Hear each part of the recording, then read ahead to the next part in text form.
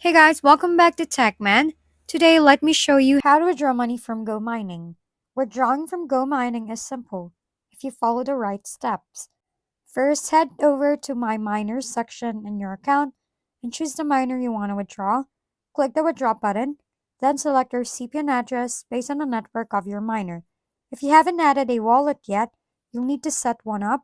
For example, with MetaMask, download the Chrome extension, sign in, and link your wallet by granting permission and clicking connect. Once verified, your wallet will appear in the account. You can even withdraw multiple miners at once by selecting them together. Finally, review all the details, enter the confirmation code sent to your email, and hit confirm. Your withdrawal request will be processed within 24 hours, and that's how you withdraw easily for Go Mining. If we've been helpful, kindly give us a thumbs up and don't forget to hit the subscribe and bell button for more contents. For any questions and suggestions, comment down below.